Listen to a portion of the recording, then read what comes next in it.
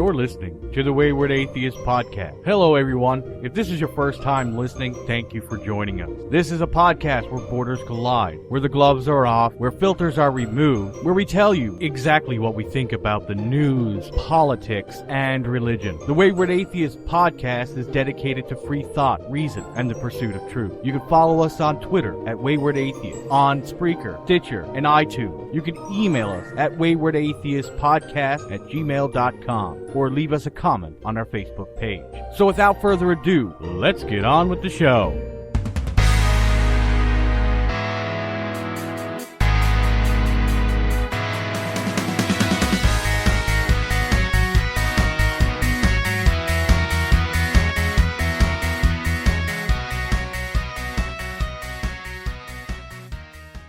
Hello, you're listening to the Wayward Atheist Podcast. I'm your host, Dustin Dark. And I'm Ed Smith, the Everyday Atheist. Well, all right, Ed. Why don't you tell me how your week went? Well, not much happened this week. It was pretty boring, but I did have some good news. I got my V from Vendetta mask that I was waiting for like 3 years. No, just joking. About 3 months. Guy Fawkes? Yeah, it's Guy Fawkes. I love it. Scares the hell out of my daughters, so it's great. That's funny. Do you want to burn down Parliament and reinstate a theocracy in England? No. I want to scare my kids. That's about it. Okay. One more question. Are you a hacker? And if you're not, say no. All right. That got awkward. I feel like I wrecked this a little bit. All right, well that's good because the first rule of being a hacker is to never admit it, even in secret code. So you passed your test, Ed. Thank you, sir. The first rule of Fight Club: never discuss Fight Club. That is correct, sir. That is correct. Enough of my boring week, Dustin. How about yours? Oh, and here's the thing: if I have to tell you what I do every week, everyone's just going to find out that I'm a nerd. It's slowly going to become very apparent that all I do is talk shit on the internet and play video games. So I found a really good deal on the Xbox One S1. That's the new one that just came out. Just so you know, Ed, over Christmas, and I usually don't have new gaming equipment. I'm always about 6 years behind, so it's nice to be on the cutting edge for a moment here. And by the way, if anybody's listening and likes to play online, find me on Facebook. Find the Wayward Atheist group and add it, and I'll give you my screen name. I've already picked up a few multiplayer games, so we'll see what happens. Awesome. And I know what an Xbox One is. I play Xbox 360. I'm ancient. But okay. What games are you into? I just got the new Elder Scrolls Online, which anyone that knows is going to know that I should have known this. I'm disappointed that it's not more Skyrim-like. It's more to me like Fable. You have a 360. Did you ever play Fable? Yes, and I played Skyrim too. Okay.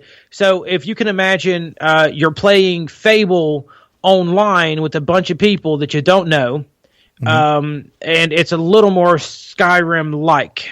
Like you know, it's not quite as clunky, but you just have like a weapon in one hand and you hit Y to cast a spell instead of like having spells on your other hand. Okay. Yeah. I think it'll be better if I get like a group of people and then we work as like an MMO, like different people have different jobs, and then you can strategize as a group, and I think that'll be more fun than just like me and my brother running around.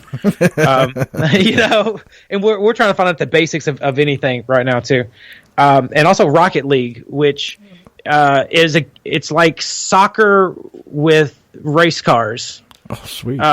It's actually really fun. It sounds fun, I'm sure, but it's really an intense game to play. It's really fast paced, and you can play online with a lot of people, and it gets really competitive fast. My daughter loves Skyrim, so she would be very impressed that you play that. I'm like not so sophisticated. I like things like Assassin's Creed, and you know, I learned how to play Black Ops the other day, and I got my ass handed to me. So I'm not that sophisticated of a player. By a 12-year-old, I'm sure, because that's most of the Call of Duty audience. It's like 12 to 15. It was 11, thank you. No. And he kept saying he was going to fuck my mother. It was weird. It was weird. That's so true about like Xbox Online too. And tonight we are joined by Keith De Lucci. All right, Keith. So what brings you here tonight? Just thought it would be great to talk to you guys again and have a laugh on the podcast, really. Right. You were on the last podcast with Edward and Dave, and David was on that too, right? Was it all three of you? Yeah, that's right. All right, man. Well, I guess before we get started, I want to ask you a few questions about yourself. I just want to get my bias out of the way. It's kind of nice to talk to you. I almost felt like I'm meeting my girlfriend's ex-boyfriend. You know what I mean? There's a little bit of jealousy there. So that takes me to my first question. What's it like to come from the part of Europe that has the largest liver and the smallest cocks? Well, you know, we try and work with what we got. Really. Does the small cock lead to the large liver? Is that why you drink so much there, or is it just having a good time? Depends how hard you go. All right, man. That sounds good. All right, so sorry, man. I had to. It's okay. Yeah. So what got you on the podcast with them in the first place? I'm on a Facebook page called the Irish Atheists, and you know, every now and again I would like comment or something like that, and one of the guys contacted me once and asked me if I wanted to be on the podcast, really, and I thought, well, that should be a laugh. So here I am for the second time. That sounds like Dave. I mean, that's pretty much how I got on the show, just talking shit on Facebook, and he invited me on. So yeah, it's some good guys, man. So is there like an activism or just what's the point of the Facebook there? I think it's really just the idea of it is just to unite everyone from Ireland who is actually an atheist, because Ireland's often referred to as like 85% Catholic, and it's really not the case. If you actually included people who were born and raised Catholic and born and raised Protestant who now don't actually believe in God or they're agnostic, I mean, the figure would be probably closer to 20% Catholic. This country's becoming a lot less religious than it ever was, but you still got the dinosaurs in charge. I mean, when you guys passed the same-sex marriage in Ireland, my jaw dropped. That was passed in the Republic, but I actually live on the other side of the border, so it's illegal up here. Same-sex marriages aren't legally recognised at all. Wow. So that was Northern Ireland, you mean? Yeah, Northern Ireland is no gay marriage here, and in the south it's legal. That was been legal for a couple of years now in the south. Yeah, it's when we heard it like across the pond, as they say, our jaws dropped because we were thinking, wait, isn't Ireland Catholic? Well, what the heck? You never think it. But again, Northern Ireland, it would make sense that it wouldn't be passed. Yeah, well, we're hoping that it's going to change in the next few years, because at the moment there's like a party in charge called the DUP, and they just keep using this. I wouldn't go into the details really, but it's like a special trick that they can use called the petition of concern, and they can use that to block any motion they like. And because they're the majority party, they get to block it really indefinitely. They've blocked it the last 7 or 8 times it's been raised in the parliament over here, which is kind of shit. Holy shit! And there's no loophole around it, is there? No, there's no loophole while they're the dominant party. To get the dominant party, they have to have 30 or more seats, and they had 37. Okay. But there was an election yesterday. I haven't actually looked at the results, but I would guess that they're back in power. Ugh. Which is kind of shit. It is. The problem is here, young people just don't vote. Young people are much more liberal in this country, and the older people are a lot more conservative, and they don't believe in like gay marriage or trans rights and that sort of thing. But the older people are the ones who go out and vote at the end of the day, and the young people just don't vote. And that's the sad part, because you're not going to get anything changed if the young people don't vote. Yeah, and the younger people are the most vocal ones, is saying, "Oh, what's the point in voting? Because nothing's ever going to change." Well, that's why things are not changing. It's just so stupid. Exactly. All right, but before we get into things, I also want to say Dave's not here with us tonight because he's still under the weather. We thought he had food poisoning, and it actually turns out he had some kind of infection. And I was assured that it has nothing to do with Trump pulling AIDS from sexual education or sexual health in foreign countries. Not connected at all. So with that out of the way, let's get into the show.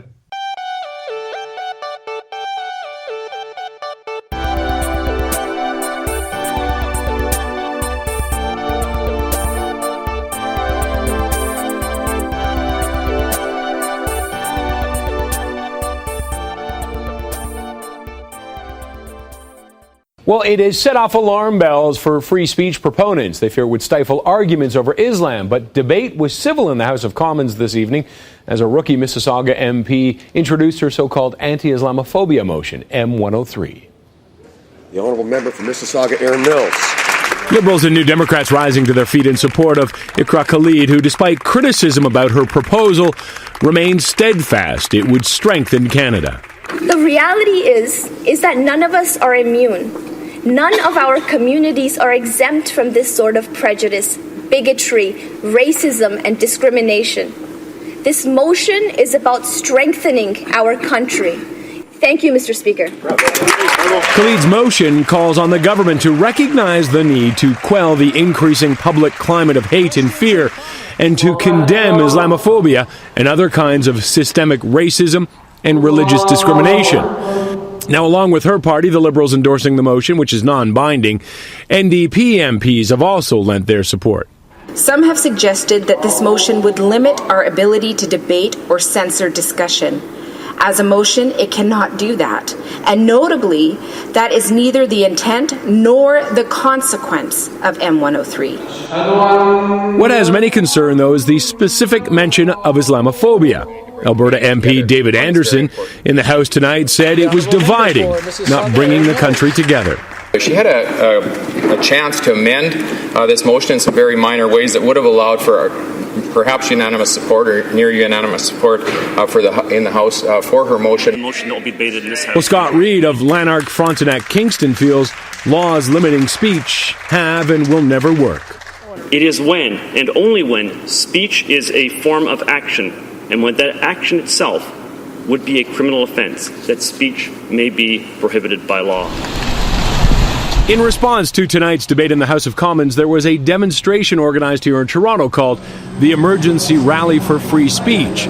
About 600 people turned up. It was moved from a hotel to a Christian college because of an alleged threat, and protesters were expected, but none showed up. Now, if passed, the proposal asks the Heritage Committee to study the subject and report back with recommendations in 8 months. All right, so the first thing we're going to talk about tonight is House Motion 103 in Canada, the anti-Islamophobia bill. And just so that everybody knows what this bill is, I'm going to read the text of the bill so we get it exact before we discuss it.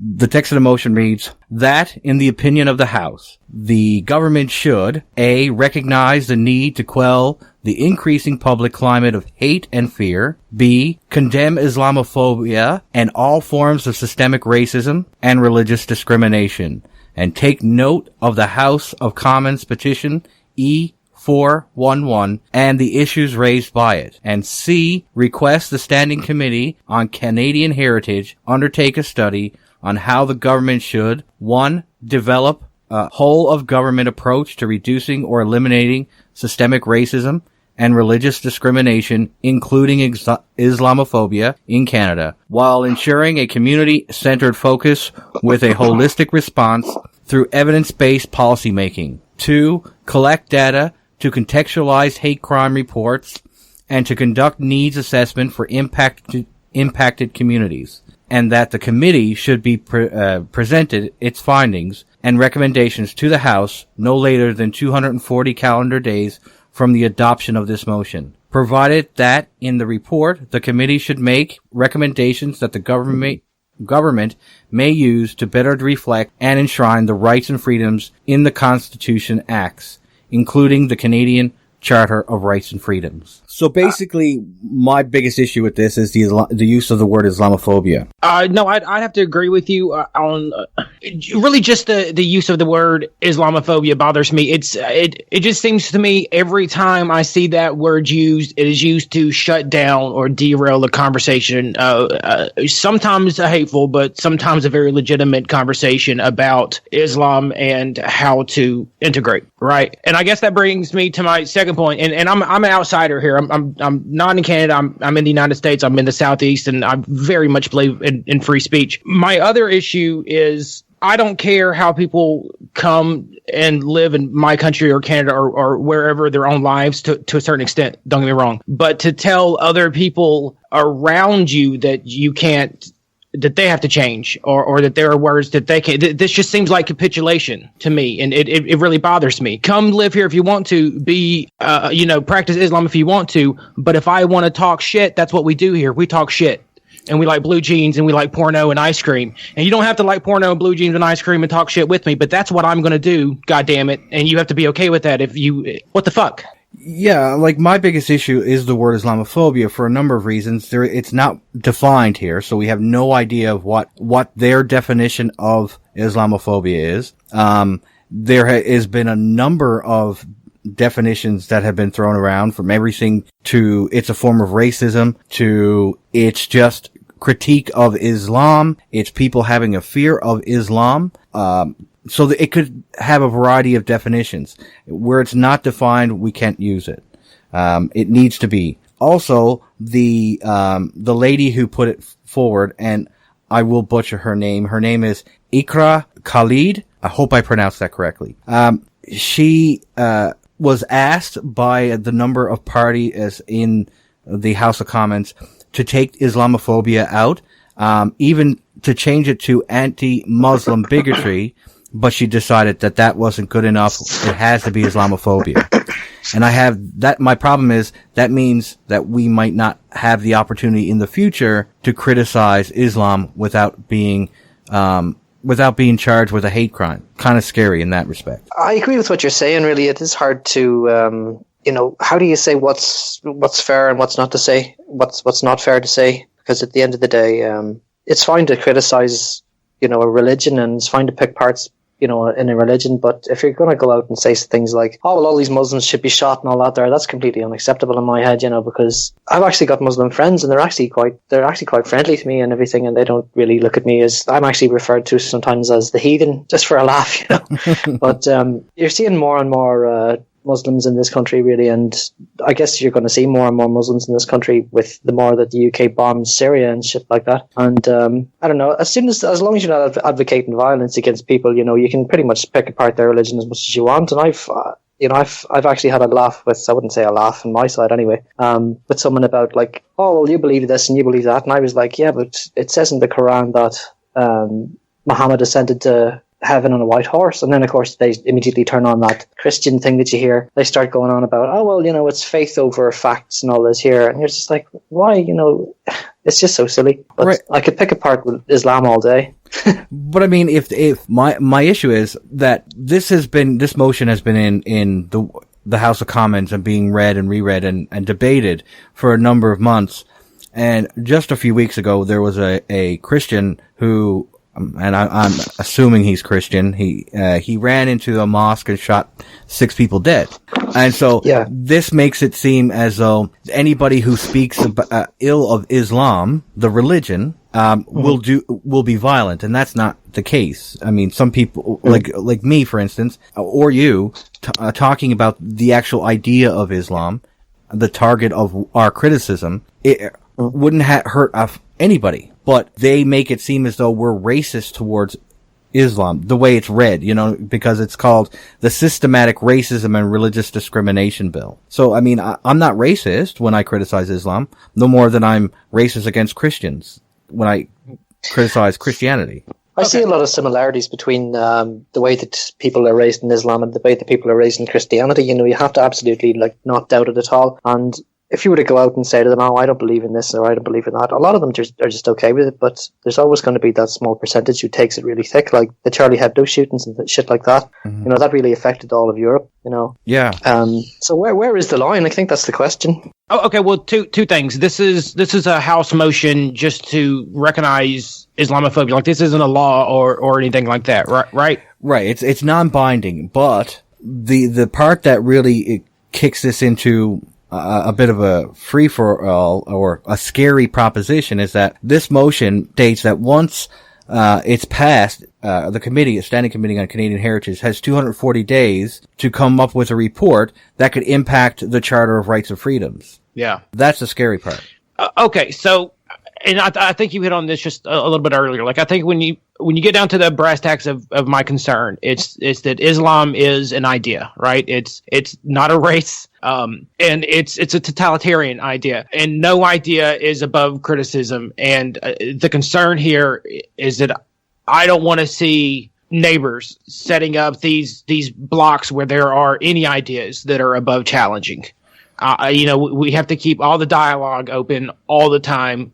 Else, as we repeat over and over in this show, when you stop the First Amendment, there comes the Second. That's right. I mean, one of the things that's becoming more apparent with the use, like you said earlier, in the use of Islamophobia, it's to shut down conversation. It's to shut down critique, and we shouldn't be not critiquing each other. I mean, that's how bad ideas get a foothold into society. When we stop critique and debate, the more criticism, the more we can weed out bad ideas. And I think that's something that we need to have more of. But if you take out Islamophobia out of this motion, it becomes a motion that anybody can get behind, because we don't want to have racism, and we don't want people persecuted because of their religious affiliation or lack thereof. Mm-hmm. So everything under I agree there. Yeah.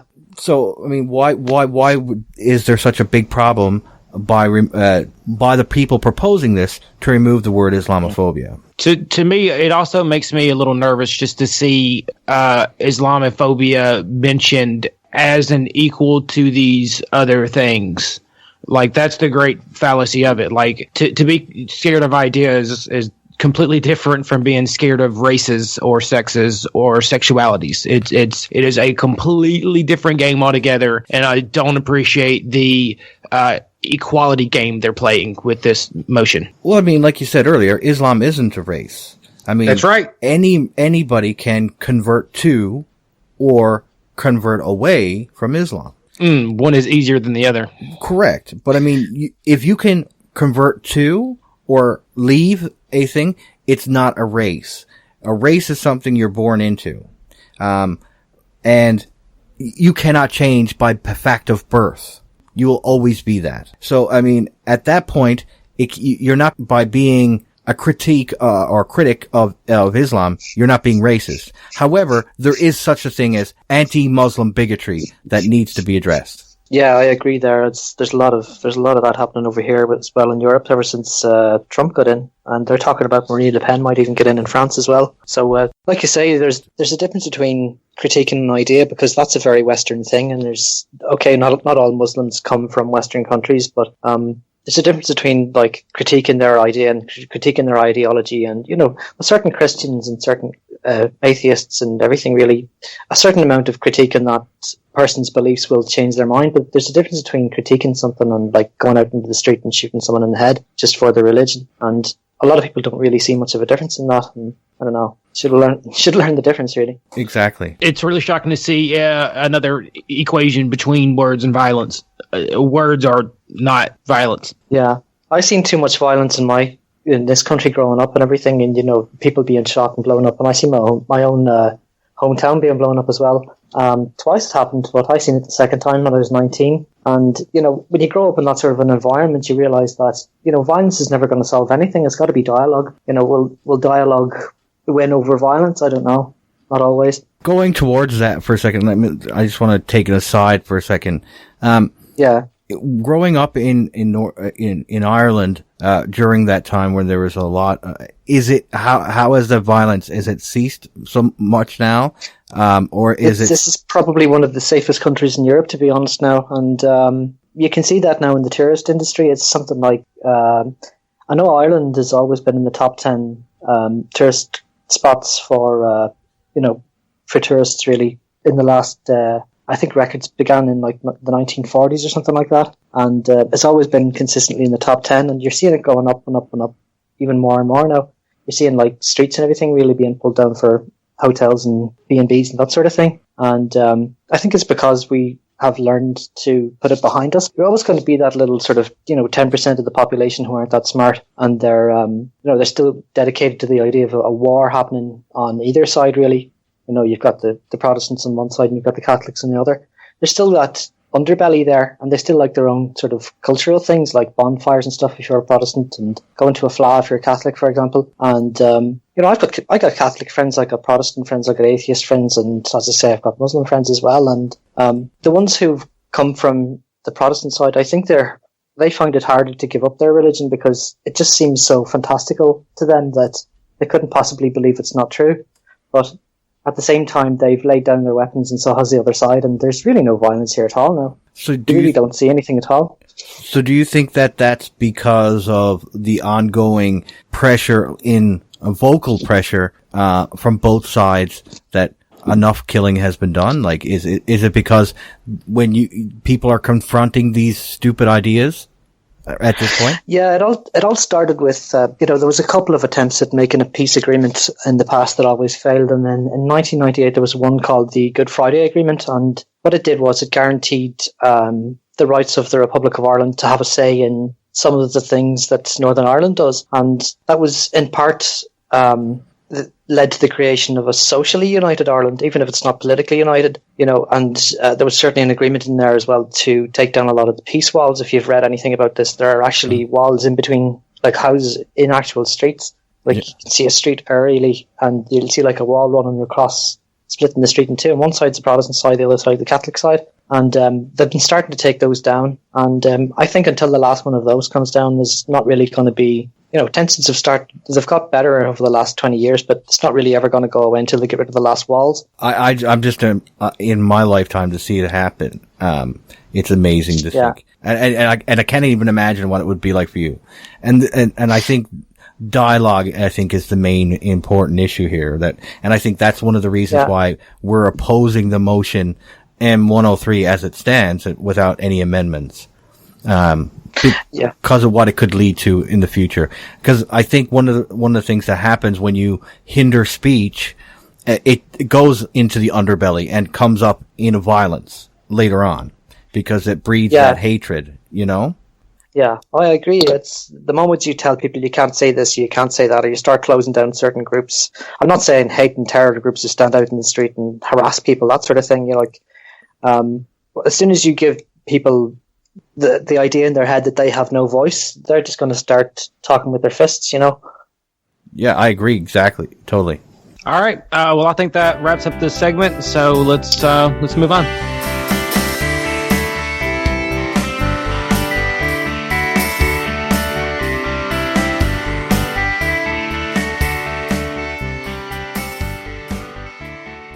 First of all, you are a lawyer in Denmark.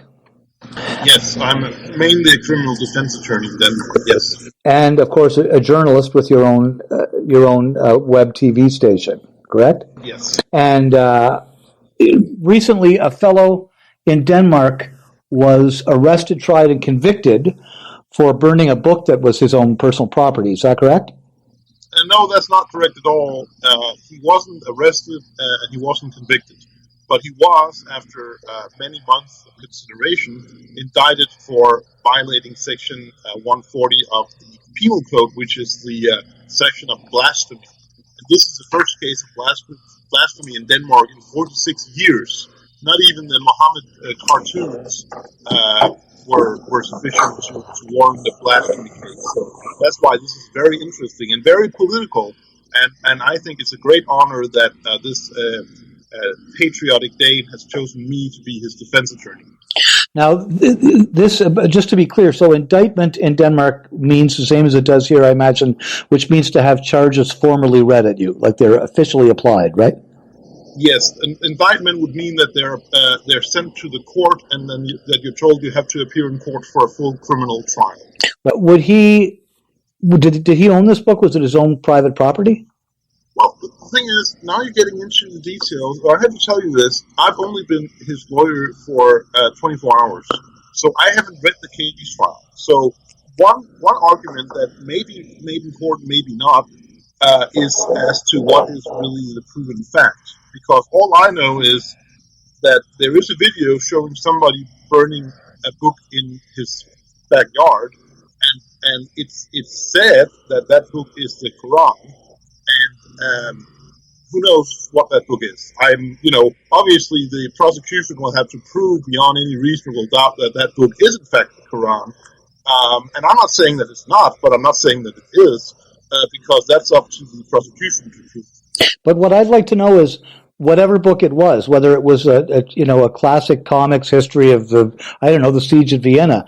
I want to know if he owned that book. Like, was he disposing of his own personal property in it? As far as I know, there is no claim that it wasn't his own personal property. I mean, I think that can be established as fact, that whatever he was burning was his own property.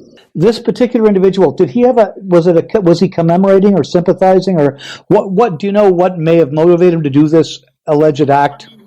He wrote something along the lines, he posted this video on Facebook, and apparently he wrote something along the lines of burning a Quran, but don't do it because the terrible smell will annoy your neighbors. When is this going to go to trial?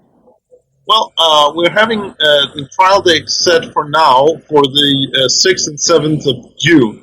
And the reason it's unclear is I haven't made a defense strategy yet, because as I told you, this is very hot off the presses. It's only been like in 24 hours, and the Danish news reports about this are also very, very hot, and I think the New York Times coverage hasn't even made it online yet. So it's very fresh, but I intend to make several defensive points. I mean, there are smothering a huge amount of defensive points, but one point is that apparently an artist used a shredder to shred the Quran in recent history within the past few years, and that didn't result in an indictment.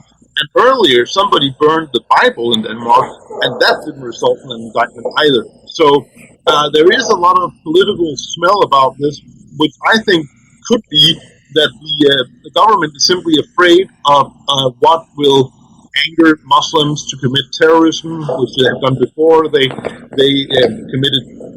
A Muslim committed terrorism in February 2015 in Denmark. He shot and killed 2 civilians. He wounded 5 police officers until he was shot 20 times by the SWAT team. So it may be that the prosecution service is afraid particularly about the feelings of Muslims, not because they care about the feelings of Muslims, but because apparently Muslims are a select group when it comes to reacting violently and criminally when somebody offends their religion. I'm not saying all Muslims, obviously, but some Muslims do that. That we know. So the man who shredded the Quran, that was also in Denmark, is that right? That was a female artist who shredded the Quran, as far as I'm told, and that as far as I've been told, was within the last few years. Well, I don't see that much of a difference, but there is a huge array of defensive points, and one that I made to the Danish press today is that it's also an act of self-defense, because in the Quran it says that you must kill the disbelievers. So basically, the Quran says that you should kill a lot of Danish people. So I think a book that incites to kill Danish people, you could make the point that it's probably a good thing to get rid of that book, so that maybe fewer people will follow that advice. It sounds like the Danish government got a little touch of Islamophobia there. They're afraid, or the argument being made by the lawyer there is the insinuation, the argument is that the government is afraid that someone is going to get murdered over this, that there would be some sort of, let's say, Charlie Hebdo type of incident as a reaction to this man's free speech.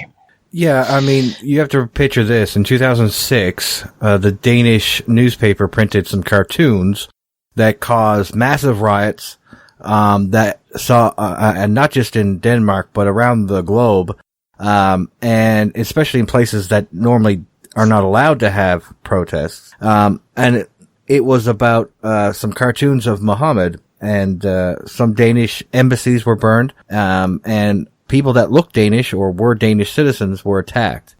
So I think they're kind of shy in that respect, that they don't want this to happen again.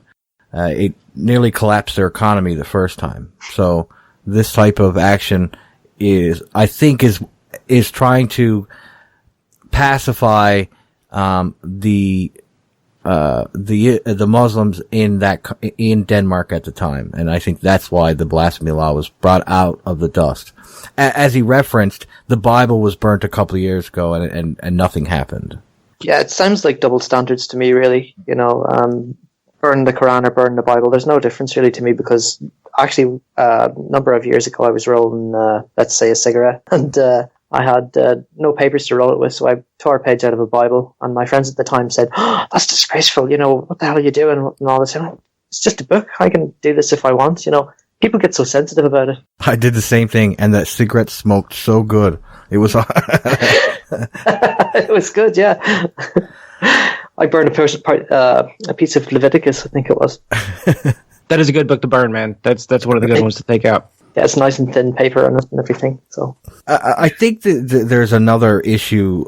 The reason or the rationale to bring this up just after the M or the motion M103 is because in Canada we do have blasphemy laws on the books. The last person charged with successfully charged with a blasphemy law in Canada was in the 1930s.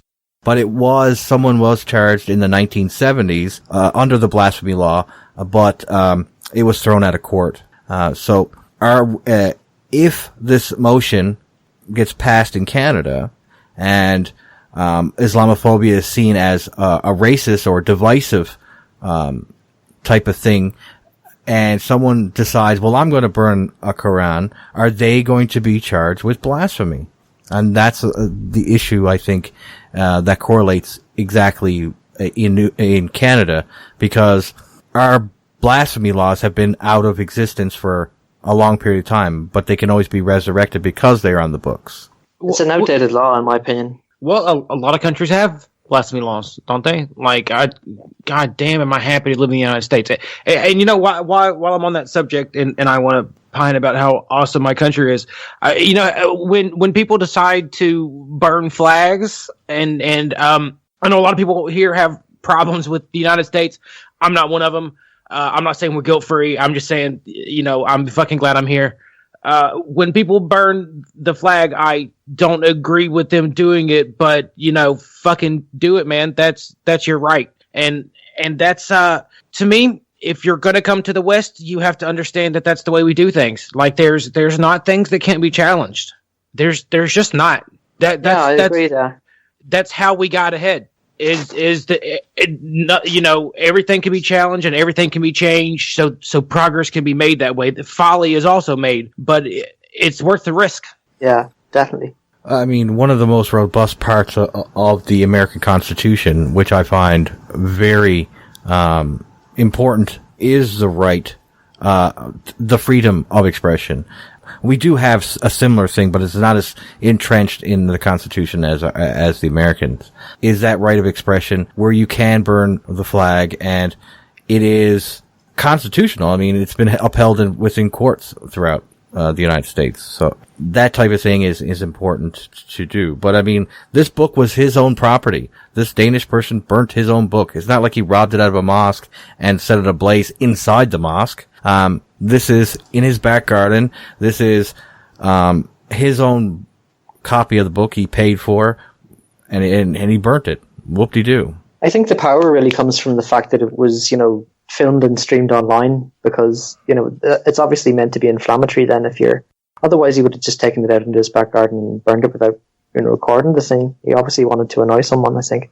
But again, that's a freedom of speech thing, isn't it? Yeah, and I think you want to demystify things as well. Like, a book is a book, like we said before. Yeah. And if you print the wrong letter and in a copy of the Quran, and they call it back and say, no, this is not correct. You haven't done it word for word as the Quran is supposed to be. And you destroy that Quran. Is that not the same thing? Are you destroying? Yeah. I just think it's a stupid archaic law that needs to stay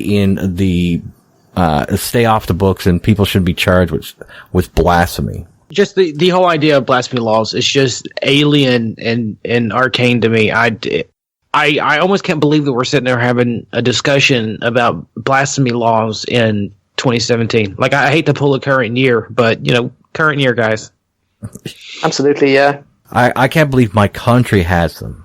It blows me away that in Canada, the most diverse country probably in the world, in North America for sure, we pride ourselves on multiculturalism, yet we have blasphemy laws and get the best of it. The best of it is the only people that can blaspheme according to this law is other religions. Atheists we're the only ones that could get nailed by this thing. That's true. Makes no sense. Oh, Christians are getting nailed by it, man. If you can't criticize Islam, there's gonna be a lot of Christians nailed by it. They don't like. I would almost say that they'll get more flack than atheists, because there's a significant portion of the atheist community in the West that is perfectly fine with Islam and this type of bill. So, like, I don't think you would hear a lot of other atheist podcasts being too terribly upset about this. Maybe I'm wrong. Prove me wrong, guys. Anyway, I think that wraps up this segment, so let's move on.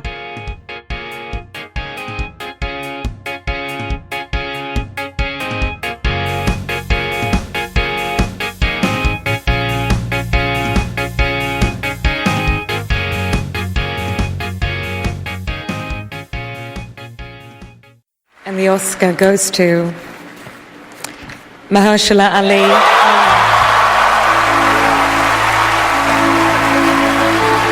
This is the first Oscar nomination for Mahershala Ali.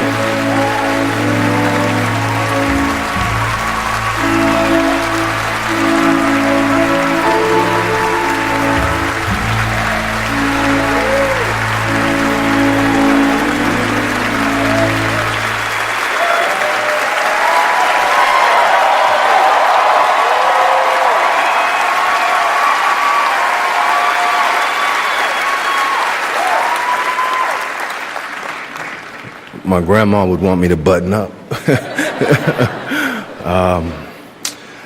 Wow.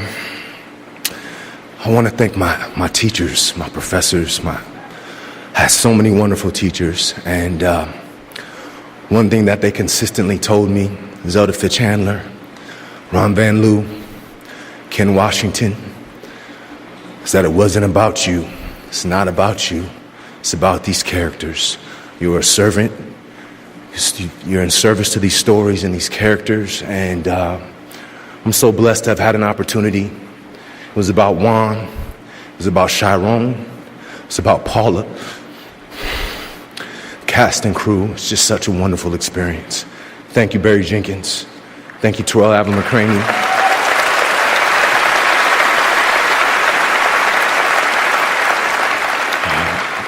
Adela Romansky, who forced Barry to cast me. No, but it's just such a wonderful experience, and I have so many people to thank who've got me here. My manager, Carolyn Govers, who I've been with for 10 years. Just thank you so much, and the rest of the cast who did wonderful work. Any one of them could be up here right now holding this trophy. Such a gift getting to work with you and be inspired by you and the performances that you all offered up. So thank you, the Academy. Really appreciate this. And lastly, I just want to thank my wife, who was in her third trimester during award season. We just had a daughter 4 days ago.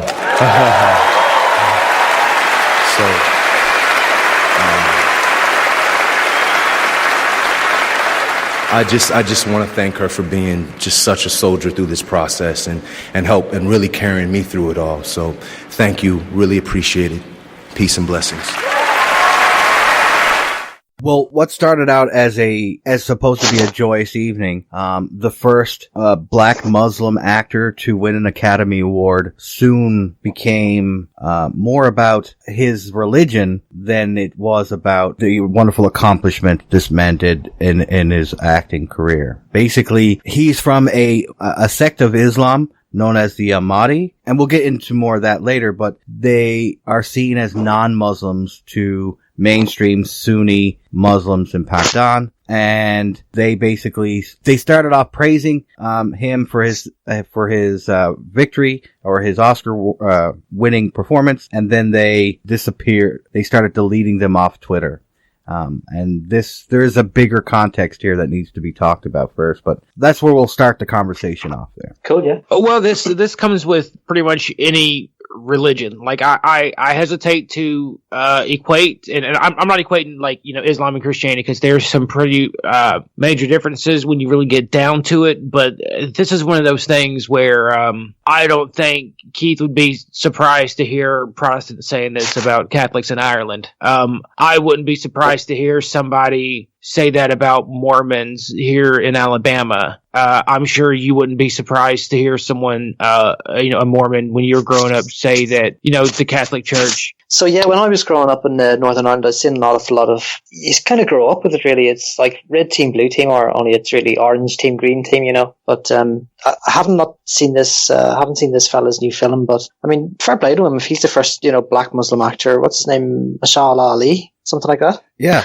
But just, in my opinion, like, they don't even see that they're splitting hairs, and that's really hypocritical, because it's all the same religion in their head. If you ask the average Muslim what's the difference between a Protestant or a Catholic, they wouldn't know the difference. And at the moment, sort of Muslims are the flavour of the month, really. So is that why he won an Oscar? That's another question, I suppose. His performance, from all I read, was outstanding.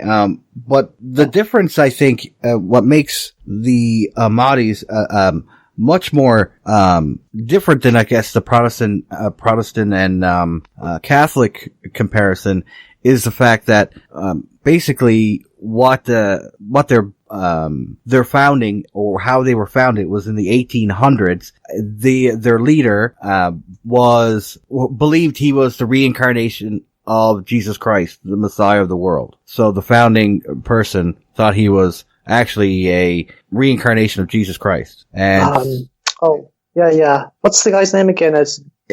His name, I can't remember. His name is Mirza Ahmed. I'll probably botch that to bejesus, but and I think I've heard this name. Yeah, he was a Sunni Muslim, but he claimed to be the Christ, basically. Oh, right, okay.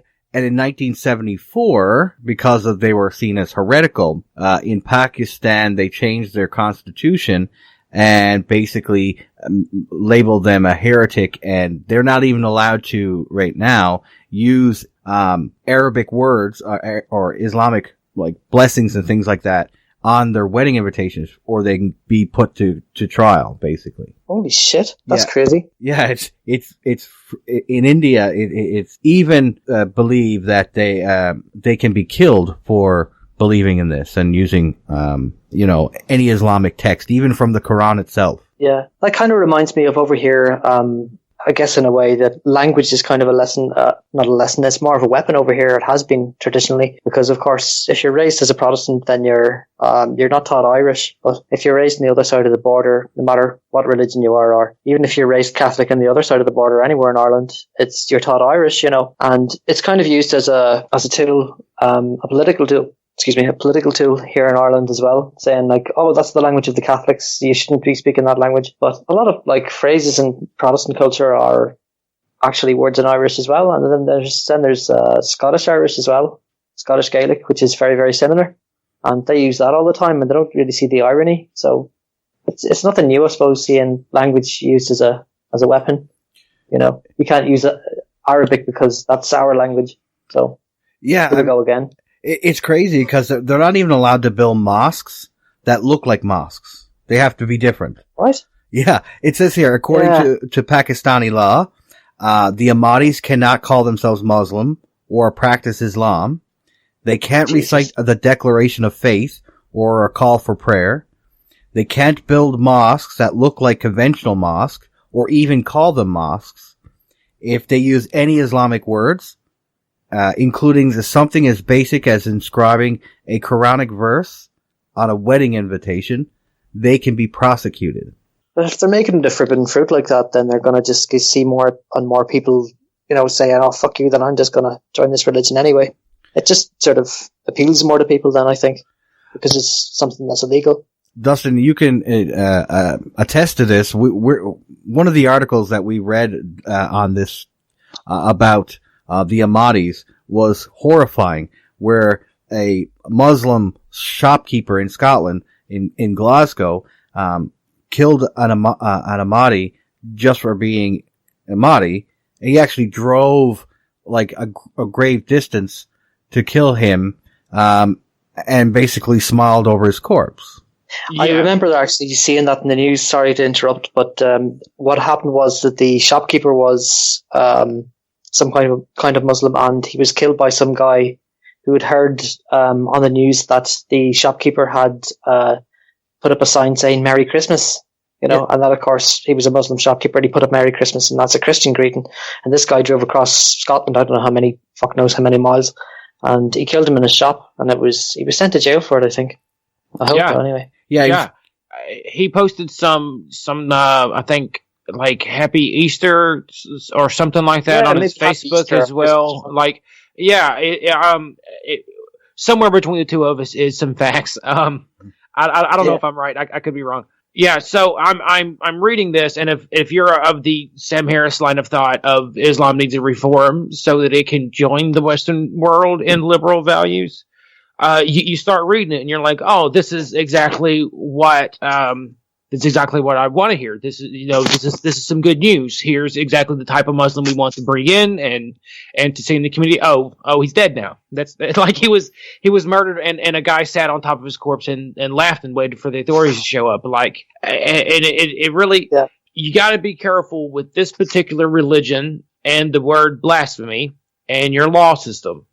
More than others. And I know we want to treat every religion the same, but once again, they're ideas, and not all ideas are the same.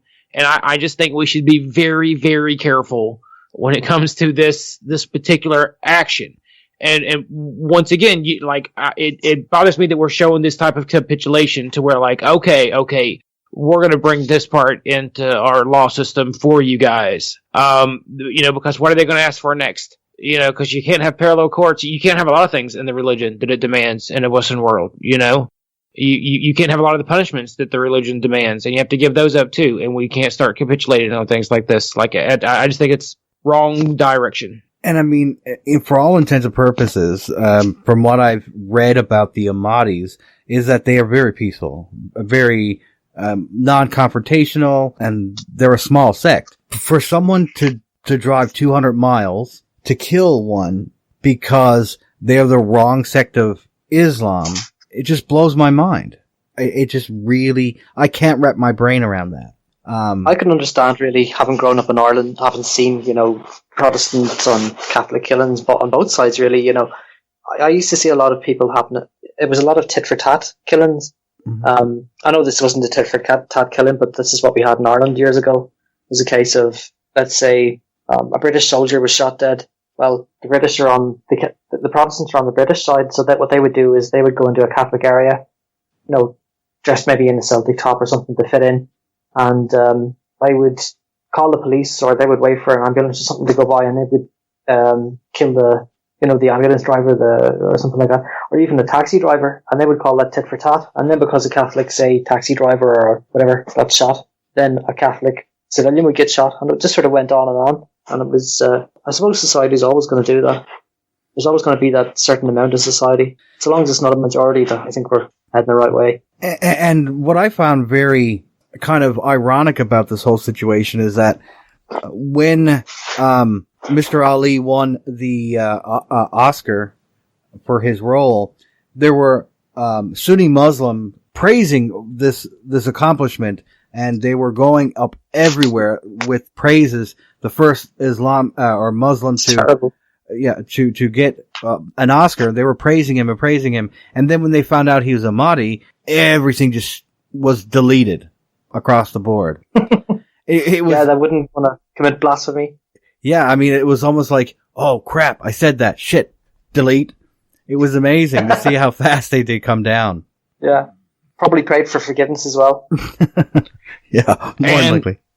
And you know, like, I was kind of shocked by your story there, and then when I thought about it, like, the same thing is happening in Birmingham, where I'm from, in like Chicago, except it's not religion, it's gang violence. So I think you hit it right on the head, Keith, that a certain amount of this is just humans doing our ape shit, you know?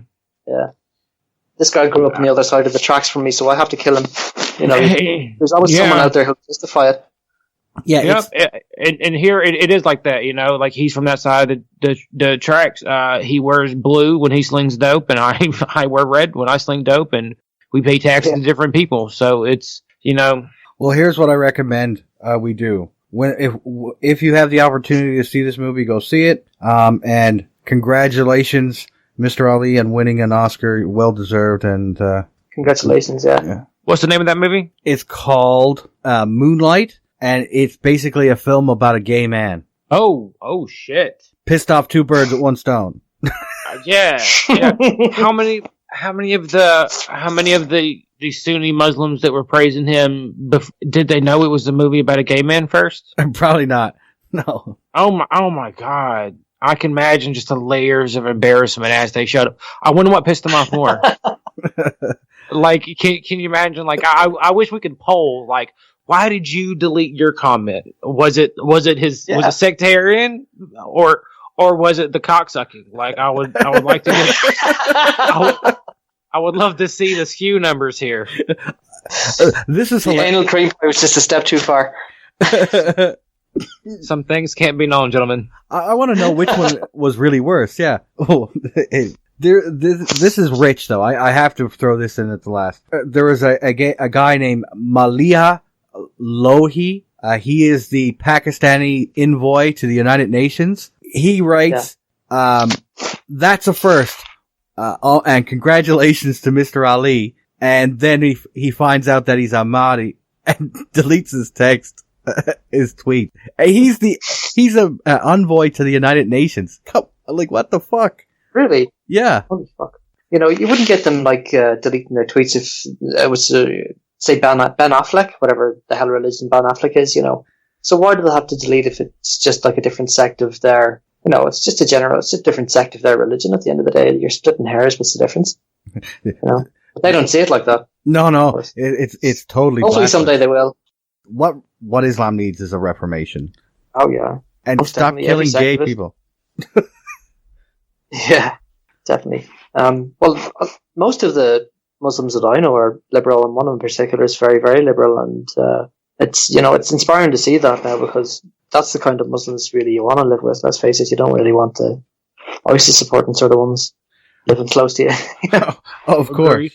Agreed. Yeah. Which I think, how do you get that? If that's the goal to bring in, is it to accept the liberal ones? Like, how do you, is there a way, you know, I'm sorry, I feel like I'm kind of flopping on the ground like a fish out of water, but, right. Can you guys help me with my thought here? I think you shouldn't look at another country as being just, any other country as ever being just, you know, a system that you can abuse and abuse. You know, if you're not going to go there and make a good contribution, then there's no point going there. And the particular thing to remember about coming to live in a Western country is that, as you guys were saying earlier, every idea is open for criticism. So if you're not really going to be prepared to be quite a moderate Muslim, and I think even those things like hijabs and stuff, that can be quite inflammatory, even though, you know, our society's not really used to that as such, really. Yeah, I just think it's, how do you know, as you say, like, how you're letting in, I suppose, but if you're not prepared to be sort of liberal and accepting of, like, criticism, then there's no point coming to live here, you know? I agree. I would agree. And, I think that if that was the message that we put out, maybe we would get more of the right people, and there would also be less people, on our side, that's freaked out with the idea, you know? Yeah. I would be less concerned if the message was come here and be one of us, than if the message was come here and still don't change anything. Because if a bunch of people come here and they don't change anything, it becomes their old country, and I don't want to live there. I want to live here. You know, like you know, there's you have to sort of, if you look at like the Indian people who came to the United Kingdom in the 1970s, people initially went, "Oh God, all these Buddhists and all these Hindus are coming into our country." And what they did was they continued practicing their religion, but they developed like half British and half Indian cuisine and stuff, and now it's kind of part of culture. And the thing about it now, of course, is, you know, it's not really a race, because at one point it was like, oh, black people are coming into this country, this is terrible. These have only, you know, really just been slaves before. And I said, now it's kind of moved past race. We've run out of races, and now it's religions. And of course, Islam is kind of the flavor of the month, isn't it? You know? You've said that twice. Islam is the flavor of the month. Like, can you unpack that for me? Yeah, it's. I think a lot of people had to be. A lot of people kind of jump on the bandwagon of saying like, "Oh, it's Islam's the problem. All Muslims are the problem," and all this here, and they don't really ever get to know like moderate Muslims. And in that respect, all they ever see is, you know, the only contact they ever have with like seeing Muslims is like ISIS members being shot on like the news and stuff like that. Mm-hmm. And you know, okay, let fucking kill all of those bastards, because all that. But of course, you have to prepare yourself for the fact that there's going to be another group after you kill ISIS. There's going to be some other group that's going to come up and, you know, take their place. You can't really kill an ideology. So yeah, there's of course this great divide between like the Western world, which is free, and then there's of course the Western world is divided still against, as we always will be. And then there's this tiny sect that's still going, if you're not going to convert to our religion, or if you're going to be gay, or even if you're going to smoke, we're going to kill you. And can you really wipe that out of every society? Are we ever going to see a society that's not got that? I don't really think that's ever going to happen, to be honest. I think we can bridle it, but you can't make it go extinct, no, because it's like fascism. In the 1940s, we beat the military of fascist countries, but fascism never died out. Technically, we just suppressed it or not suppressed it, but we put it to a point where it became ostracized if you actually believe this type of ideology. But exactly. That's what we have to do with these bad ideas that are mixed with this religion, period, is to crush those ideas that are not important for human development. You know, that. Oh yeah, absolutely. Yeah. And we have to make sure that we can really focus on living together and prospering together. Yeah, absolutely. I think it is more of a Western thing, that this whole multiculturalism thing, that you know, Muslims and Hindus can live next door to each other and live next door to a Catholic, and we can all get along and all. That you see a lot less of that in Muslim countries. It's more of a, everyone here is a Muslim, and if you speak out against it, you know, there's a good chance you're going to be either sent to jail, fined, or maybe even have your fucking head cut off or something like that. You know, so having multiculturalism, I think, is more of a Western thing. But you know, there's another question really: will Muslim countries ever become more multicultural? That's a question. I have high hopes for places like Iran, where a lot of younger Muslims don't like being under the thumb of the imams. They want to be Western. They want to like go to the movies. They want to be free. And it happened because a whole generation were slaughtered to try to defeat Iraq in a civil war. They sent all these young men, and then so they had to have a baby boom. But anyway, make a long story short, there was an increase in youth being born during a certain time, and now there's these young men and women are seeing American movies, and they're seeing how the West is free, and they want to be like that. I think it won't be such a long time you'll see a big switch in countries like Iran when you see this freedom. These young youth claim that freedom. Yeah, if you look at pictures of Iran before the Iranian Revolution, it actually looks very much like a Western country of the time, you know. And can these countries ever go back to having any of that? And what will it take? Because something like Iran is going to take, let's face it, what's the word, a coup? military coup, something like that, or to really change the political system that they have there. Otherwise, it's just going to get worse, and it's going to be more of a breeding ground for terrorists, I think. I guess the best thing we can do is hope that more people get the message that bad ideas remain out of the system and good ideas win. Yes. And I'll say this. We've done a lot of criticizing tonight, so I want to make it very clear. Criticize ideas, attack ideas, do not attack people. Be kind to everyone you meet. Treat everyone you meet as an individual. In no way do we condone any kind of violence against a Muslim or anything of that sort. I just really want to put that out there. I really want to put that out there. We are here criticizing ideas and continuing our ever-going talk about freedom of speech. Just kindness to everyone, guys. Yeah. Keep it sweet. Yeah, I strongly agree. Keep it sweet, everyone. All right, so I guess we're going to go out on a high note.